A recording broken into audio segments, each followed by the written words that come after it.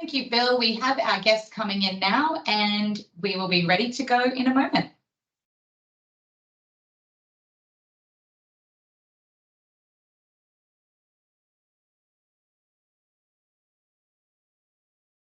Okay, we see Gabby. Gabby, if you can hear me, can you please wave and can you unmute? Because I see you.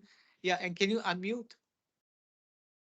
Can you hear me now? Okay, good. Okay, so we're all in. So thank God, that we finally got it all sorted out. Okay, first, maybe in the interest of time, let me just kick off and we'll try to finish it by about 11:50, right, for the session. And we have a couple of questions. But first, let me thank all of you for joining us today from New Zealand, Australia, and Singapore, and maybe from other places. We are extremely grateful to have the Australian High Commissioner with us. So we got Alistair, right? Alistair, can you just wave? And also the New Zealand High Commissioner, we have Gabriel Rush or Gabby, if it's fine if I call you Gabby. So, and on today's topic, that is really on Singapore, Australia, and New Zealand on the Trialogue. Yeah. And so I will pose one or two questions each. And then later on, if we have time, I'd like to hear if there's anyone who want to pop up some questions. Now, I believe according to the schedule, I should have a welcome from Scott Speedy. Is that still on, Tracy, and also That's already Joey? happened on the location. So Bill, it's all down to you now. Yep.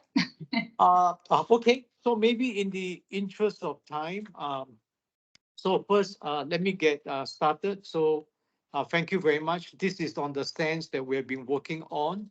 And a quick introduction. So we have now Alistair is a career diplomat for many years, and he has been in Asia also in quite a few places, including being ambassador or high commissioners to Vietnam and to Brunei. Gabby has also been a long time diplomat, and she has got previous postings in Hong Kong, Beijing, and in London. Their full CV can be found in our attachment, which we have sent to you.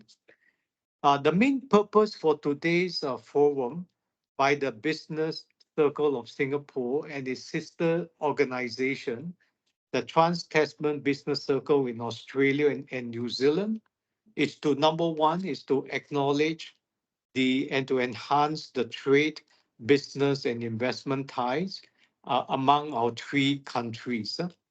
In the interest of time, may I kick us off with one question each for Alistair and for Gabby, and if possible, may I request the High Commissioners to take about 4 to 5 minutes each on the questions that I've posed to you, so that we can cover as many as we can.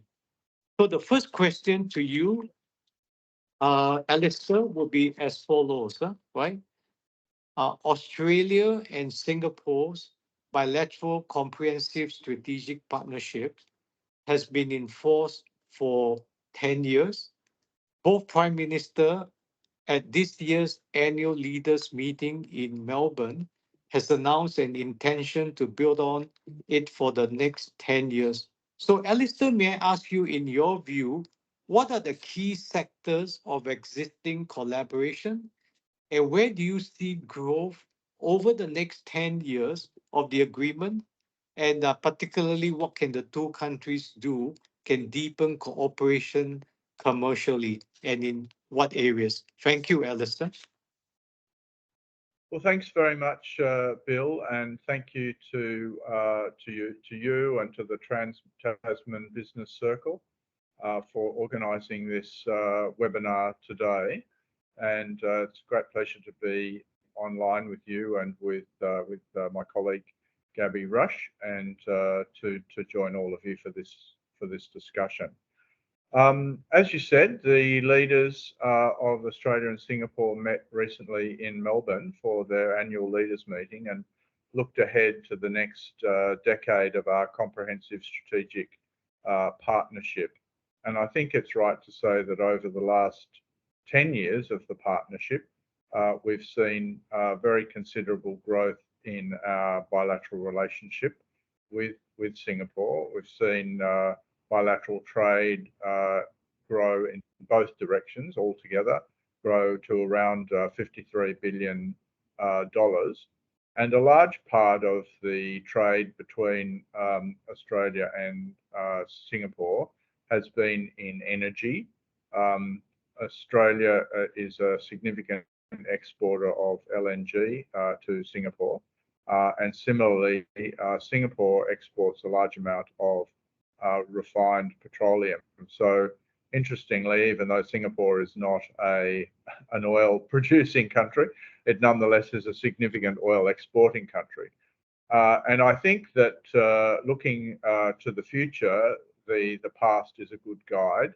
I suspect that energy trade will continue to be important for both countries, and the government of Singapore has signalled that while they're working very effectively towards net zero by 2050, as we are as well, nonetheless, gas will form an important transition fuel. So I think that Australian exports of LNG will be very significant looking forward, and probably will grow as Indonesian piped gas reduces. And similarly, I think that while Australia is moving towards net zero by 2050, nonetheless, petroleum exports will be an important part of our trade. So I think energy trade will go on continuing to be an important part of the trade over the next decade, and that will be an important focus of our work too, because we're also focused obviously on the green transition, and looking at that and Singapore's requirements and our sort of complementarities. I think there's a growing potential for trade in renewable energy sources, particularly around hydrogen and hydrogen in the various forms that it could be conveyed in, including as ammonia. And there are a number of companies, including, for example, Keppel Infrastructure, that are investing in Australia now in parts of the green energy supply chain, as well as companies like Fortescue and others. So that, I think, is a very important area. There will also be, potential for companies and entities in both countries to involve themselves in aspects of the green economy, environmental related industries, things that reduce and bring down the demand for oil and gas in Singapore, for example. And we've already seen under our new green economy agreement that was signed back in 2022, October 2022. We've seen now a first phase of Go Green Innovation Awards, encouraging companies on both sides to collaborate together, for example, on sustainable aviation fuel. We've seen Singapore businesses and Australian businesses collaborate there. We've got a new round of Go Green innovation grants about to be agreed, or sort of to be considered and to be agreed on later in the year. There's over 10 million there per side for that grant program. So that's significant. So I think energy will be important. And the other area I would stress, or there's a couple of other areas I'd like to stress briefly, particularly food and food supply. I think that will be important, and health supply.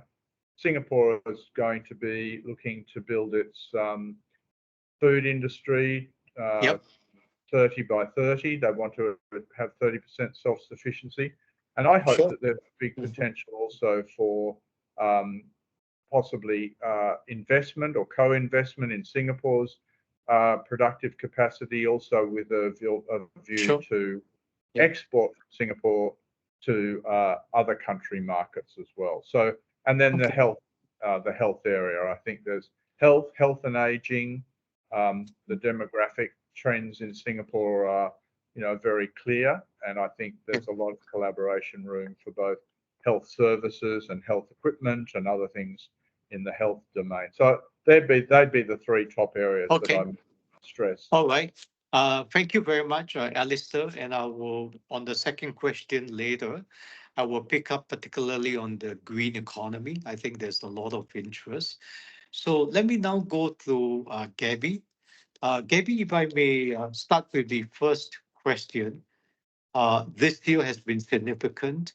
It is the 5-year anniversary of the New Zealand and Singapore's enhanced partnership, which has been, reinforced by the New Zealand Prime Minister Luxon's recent visit to Singapore, where he and PM Lee has announced an elevation of this relationship. So, Gabby, may I hear from you, how has this enhanced partnership expanded over the years, and where do you see the new opportunities for elevating it further, particularly in untapped business opportunities between our two countries? Yeah. Well, thank you, Bill, and wonderful to be here with you, with my colleague Alistair, and those who are participating from the Trans-Tasman Business Circle and Singapore Business Circle. You're right, it is the 5th anniversary of our enhanced partnership, which began as an arrangement between the two countries that focused on 4 pillars: the traditional trade and investment pillar, which included an upgrade of our free trade agreement back then, science, technology and innovation, and there was a focus there on some joint funding research projects in future food and data science and AI, a defence and security pillar, and people-to-people links, which covered education, tourism and that type of thing. But in 2022, we added a climate change and green economy pillar, which has provided the basis for our work in those areas. And I know that you're going to expand on that with Alistair a bit later as well. But most recently in April, during the Prime Minister's visit to Singapore, we agreed with Singapore to add another pillar, and that's on supply chains and connectivity. And so that's basically the framework we're working towards. And we also agreed to elevate the enhanced partnership by the time of the 60th anniversary of diplomatic relations between New Zealand and Singapore, which is next year. So in terms of what does it mean, just on that latest pillar, we have agreed to negotiate an agreement on a trade and essential supplies, which is novel and a sort of a world first, and it builds on an arrangement that Singapore and New Zealand put in place at the beginning of COVID, where we recognise that our own particular vulnerabilities, Singapore needed food, New Zealand needed things like pharmaceuticals, and so there was an agreement that we would support each other. And so this launch in negotiations to basically put in place a binding agreement between the two is about committing to support each other in future times of crisis or need, and making sure that we will continue to export. And there'll be a very confined list of goods.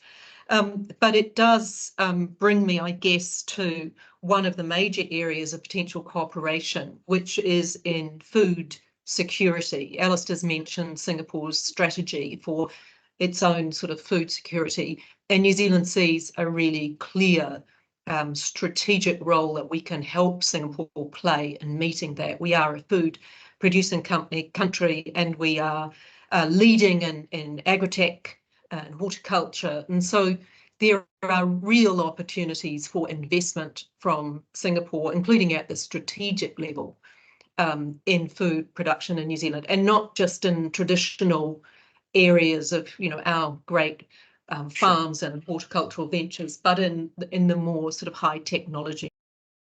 So that's a particular area, but we're also looking at sustainable aviation in New Zealand, and Singapore Airlines have been working on that for a while with Neste, the big sustainable aviation fuel refinery that's based here. critical emerging tech and AI is another area. And we're looking to expand the defence and security relationship further. So I might just leave it there for now, Bill. Okay. Okay, thank you, Gabby. And I certainly in the second question would like to take up more on supply chains and connectivity and specific areas. And maybe for the second question, if I may come to you now, Alistair, regarding about the green, economy, which is clearly a feature in the future. And in this context, right? So may I just kind of, ask you what are some of the key aspects of this green economy, that agreement, and where are the focus and where do you see could be specific areas of opportunities? We talk about hydrogen. There are so many types of hydrogen. We talk about individual states like New South Wales, Northern Queensland, Townsville, all wanting to push this business opportunity. And can you kindly sort of just give us some sense about where could be some of the specific ones where companies participating today can be zeroing in on? Yeah. Yeah, thanks very much, Bill. The Green Economy Agreement, as I said, was signed in 2022, and it was really a bit of a groundbreaking bilateral effort between Australia and Singapore. Initially designed really to make sure that climate change and environmental goals didn't obstruct trade and didn't limit trade, but then I think became much more of a focus on how we could stimulate the trade. It was obviously we want to try to make sure that the green economy and environmental side doesn't restrain trade, which has been our traditional focus, but we also then thought we could catalyse economic development and job creation in green economy sectors, and we could also use it to promote decarbonisation in both economies. So it's got 17 practical initiative areas across 7 areas of cooperation, including, as I've mentioned already, sustainable aviation, sustainable agriculture, green shipping, green finance, green skills, and cross-border electricity trade. And a key area of focus that we've been working on so far, a couple of them, we've been working on the green shipping and green digital and shipping corridor. And the 2 countries have now agreed on a framework MOU between relevant agencies like the Maritime Port Authority of Singapore and our Department of Infrastructure. And now we're getting down to the ports level. We're also, as part of that, looking at then working with the ports between the Port of Singapore and a number of ports in Australia, including, I suspect, the focus will be the Port of Melbourne and Port Hedland and ports in Queensland, which are the key ports between Australia and Singapore, as the first of the cabs off the rank. And it's also got an important digital element. So we'll be looking at digital technologies to develop ways to make the trade more efficient between the 2 countries, to reduce the use of fuels and carbon, as ships come into dock. And that's another area I'd like to stress. It's important in this whole area, which I sort of didn't mention before, and that is the whole digital trade, which is obviously in this green and digital shipping corridor. But digital trade, fintech, a very important area of work between Australia and Singapore as well. So that whole digital area, but it comes up very much here. As I said, we've got a new round of grant, a grants call out there now for decision later this year. So I encourage people to get online, look up our Green Economy Agreement and see if you're in that sector, you have innovative solutions in any of the areas that I've mentioned to advance your projects or programs with some support funding from the two governments to stimulate the trade. And I think tech-enabled work is particularly, at the centre of things. The other area in the green area that I'd like to highlight is work being done between A-STAR of Singapore and CSIRO and some of our universities on research and the commercialisation of research related to the green, the green economy transition, low emissions technologies, research on how to better implement. There's a whole range of areas of work in particularly digitally enabled services in the green sector. We just had a green shipping delegation here with our Minister Tim Ayres at Singapore Maritime Week, and there's a large number of companies in Australia that are interested in using new technology and data to help bring about the green economy transition. The other final area that I'd like to stress that's also under development now is the whole area of carbon capture and storage. Singapore will need to achieve its net zero goals by 2050, and given that gas and fossil fuels will still be an important part of the mix, they'll need to be netting off emissions, and that will involve carbon capture and storage. It might also involve investment in nature-based solutions to get credits and using the finance sector. So I think there's an enormous potential for what they call nature-based solutions to reduce Singapore's emissions, and Australia, given our large areas of land and the potential for reforestation, rewilding, as they call it, of land. I think there's an enormous potential for investment in that and to earn credits, and that can be involving businesses or philanthropy in Australia. And I know there are organisations in Australia, like, for example, Taronga Zoo in Sydney, that are actively involved in conservation and rehabilitating areas and so forth for investment. So I think there's an enormous potential, given our complementarity between Singapore and Australia in this whole area of the green transition and working together as we both strive to achieve net zero by 2050. Okay, thank you. And maybe my next question to Gabby. I think we have about 20 minutes more, and I'd like to do a further 2 questions as comprehensive as I can. And Gabby, my question is around this area of supply chain and also, connectivity. That is certainly a key feature.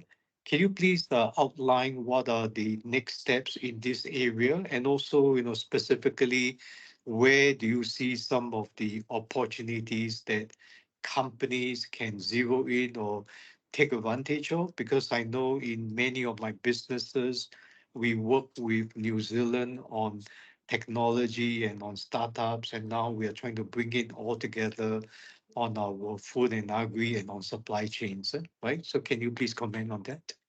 Yeah. Thanks, Bill.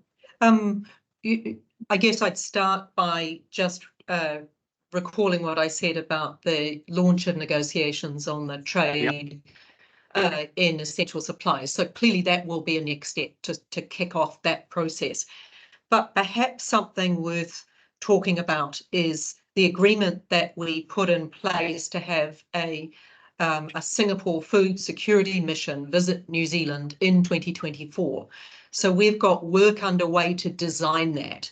And the intention of that mission is to really bring together not just those in the food sector here from the supermarkets and the companies that are interested in what New Zealand has to offer, but also potential investors who are interested in New Zealand investment opportunities in food, agri-tech, horticulture, that type of thing. And so if companies are interested in the work we're doing in that area, I'd encourage them to get in touch with us if they have an interest, because that will be an opportunity to really try and have government help facilitate conversations at the business to business level that reflect what we, both governments, see as a sort of strategic opportunity for New Zealand food production to meet Singapore's food security interests. So that's one particular area there that we'll be working on alongside the negotiations, which of course will take up quite a lot of time as well. Yeah, so I think, I mean, there are other arrangements that we've already agreed in things like electronic invoicing and facilitating safe and efficient trade, and electronic certification for trade and primary products. The sort of things that are technical that governments do that are aimed to overcome impediments or things that slow trade down, and we'll continue to work on those. And I guess in that area, what the interest we have from business is for them to let us know what's getting in the way. You know, we're always interested in hearing more about what would help in terms of what are the regulatory barriers, what are the policy processes that are slowing things down. So a general invitation for business to reach out and tell us. Okay. I think I'll leave it there. All right. Thank you. I think we have about 15 minutes left, and I'd like to cover two very broad macro, and one is around trade architecture, and the other one is around the opportunities of trilateralization. So my first question on trade architecture is Singapore, Australia, and New Zealand are members of numerous multilateral trade agreements. We have many of them. This include AANZ FTA, you got the RCEP, you have the IPEF, the CPTPP, you got the digital, some countries are in. And perhaps if I can start with you first, Gabby, and then followed by Alistair, if you can pick up one or two so that for us, coming in from Australia, New Zealand, and Singapore, the companies, what can we expect in one of them or two of them? And if you can highlight so that at least we have some foreknowledge, we can prepare and capitalize. Maybe if I may, Gabby, can I start with you first and then followed by Alistair? Yeah. Thanks, Phil. Well, I guess the first thing I'd say is that given the wealth of agreements that are in place between Singapore and New Zealand, and I'm sure Singapore and Australia, it's not an area where tariffs are our biggest challenge. So in fact, there's a really comprehensive framework of trade agreements in place, which should make it possible for businesses to really step into that opportunity. They already are. And in fact, the opportunity continues to be there. One new area that we are working on is the IPEF. There'll be an IPEF Clean Economy Forum at the beginning of June. But the IPEF agreements are sort of like novel and new. And in that area of the clean economy, I think there's some scope there for us to really use that framework alongside the green economy pillar that we have. I know Australia's got its agreement, and try and sort of see where we can go in terms of investment and cooperation on things like clean energy. So that's worth having a look at what's been agreed there in terms of IPEF. With the traditional arrangements or agreements with CPTPP, we've now got 12 partners. The UK came in last year. It continues to be what we consider to be the really high standard agreement in the region. Lots and lots of opportunities from that. As I said earlier, we've upgraded our own sort of FTA, and we did it at the time of the enhanced partnership with Singapore, and there's lots of opportunities there. And we've also upgraded the ANZFTA, the ASEAN agreement. So I think at the macro level, it's it's over to business to step into the opportunity that's there. But if you wanted to look at something that's new, have a look at the pillars of IPEF that have been landed, even if the trade pillar hasn't been. Thanks. Okay, thank you. And over to you now, Alistair. Yeah, thanks very much, Bill. I agree with Gabby. I mean, the web of trade agreements that you've highlighted there, from ANZFTA to RCEP and CPTPP and so forth, as well as our bilateral agreements with Singapore, in our case, SAFTA. These, have long provided, as Gabby said, the tariffs is not really the issue between us. The agreements, I think, are very important also because they signal to all sides the desirability of investment in each other's economies, because more and more trade flows off the back of investment. So these agreements signal, I think, the fact that we have a really wide network across the region, of which Singapore and Australia and New Zealand are really at the centre. And it's in that context that our Southeast Asia Economic Strategy to 2040, which was issued by the government or by Nicholas Moore, the former CEO of Macquarie, last year, and was a big focus at the CEO Forum at the ASEAN Australia Summit last March. It highlighted these agreements were really at the heart of our trade with Singapore, but with ASEAN as a whole.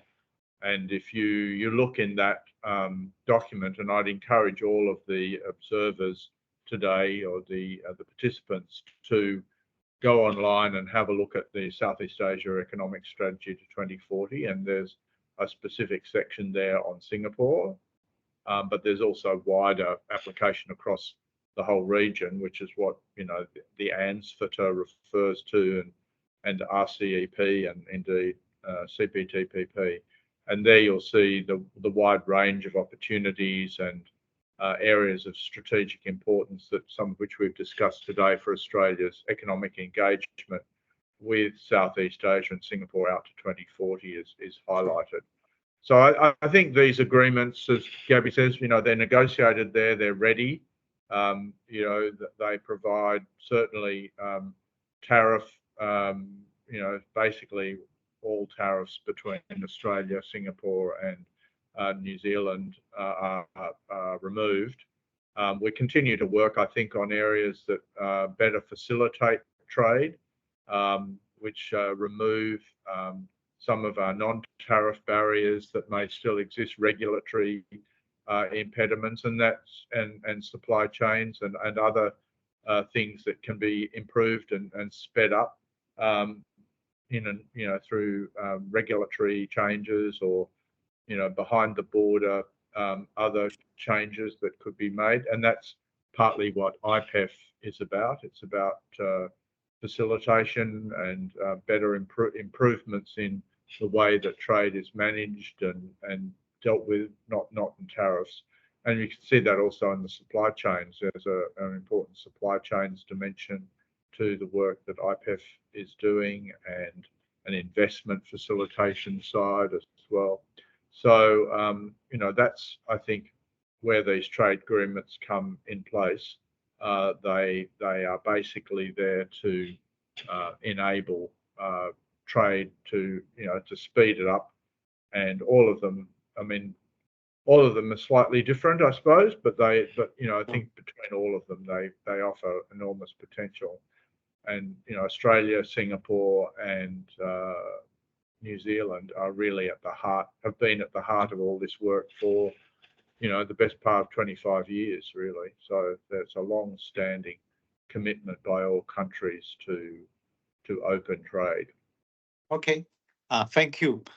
Okay, good. So we have about 7 minutes left before we want to close it. And I like to ask what we call the last question, which is like a buffet kind of question, because in Singapore, buffets are so popular.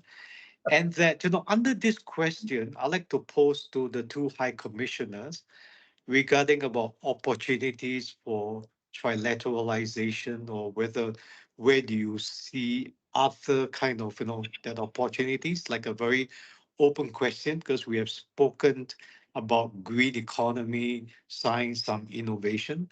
Perhaps you might see other opportunities such as defense, security, education, and where do you see synergies or bilateral relationships or trilateral? I mean, I was with ANZ Bank for 16 years, and and we always look at it as these three markets as very important to our core business, right? And yeah, so can I just have each one of you as we close? Who would like to go first? Yeah, right. Okay, Gabby. Yeah, since you put up your hand, Gabby, why don't you go ahead first? Yeah. I think I put up both my hands saying I Okay. don't mind.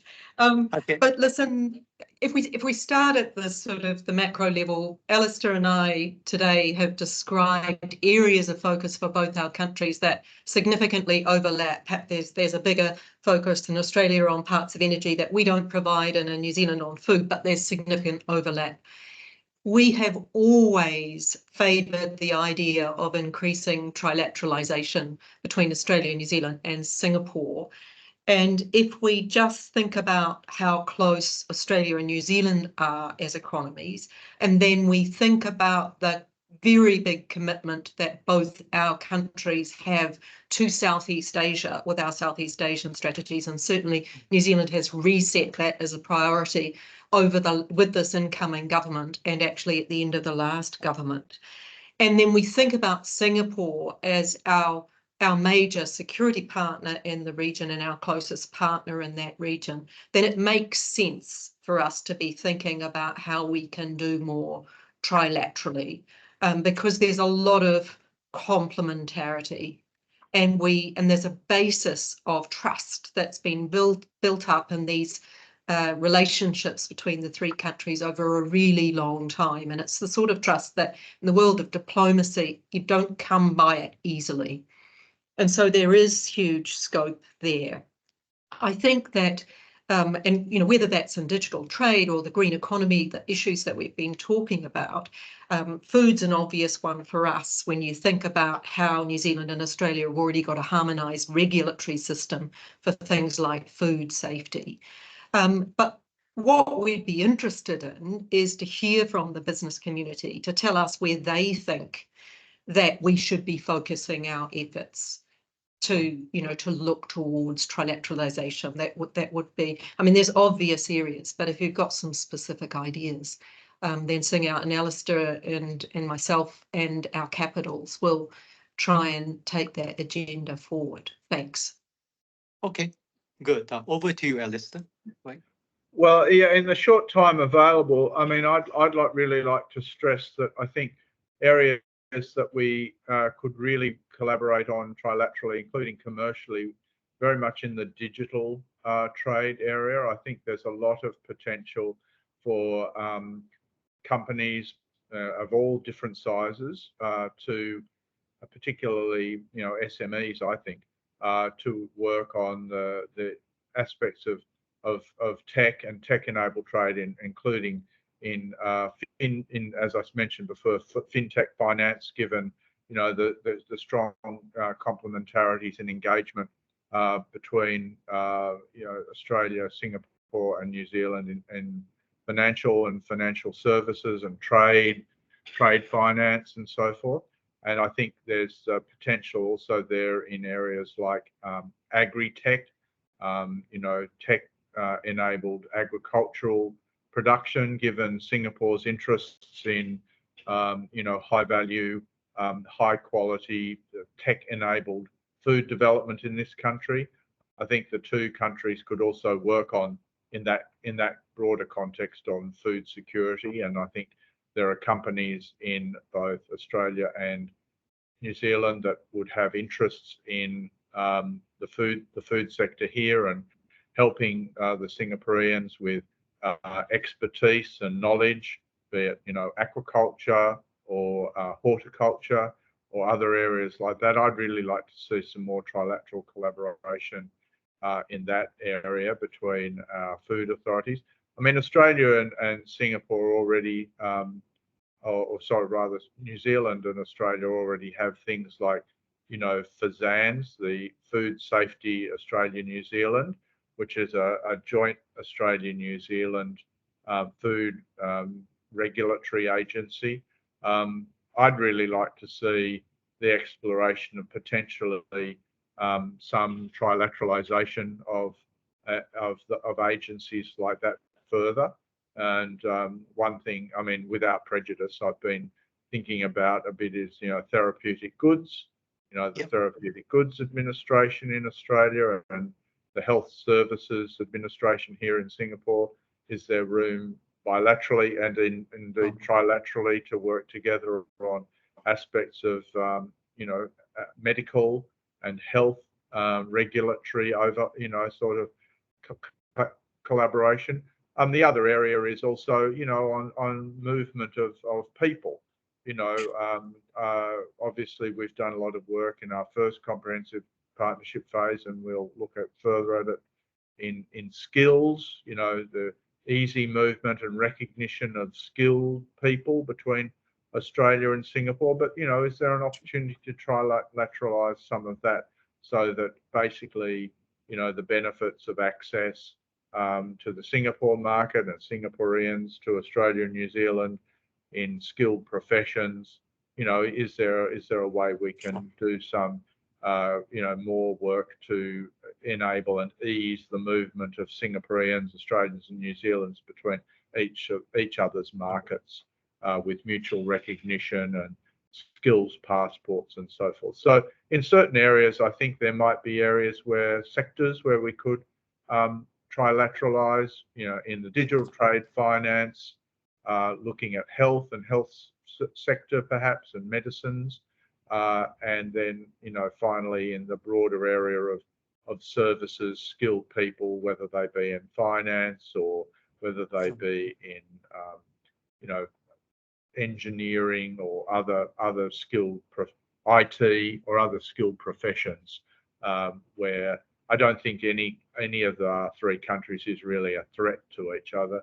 I think where, obviously there are bigger countries out there who may have a lot of people and there'd be challenges, but I think between Australia, New Zealand and Singapore, that doesn't exist. So they're areas that I'd be thinking of exploring, and obviously there are things for governments to discuss bilaterally and as well as, bilaterally in all directions, and then see whether we can stitch some of that up. But I think that's a very worthy thing to be thinking about as we look towards 2035.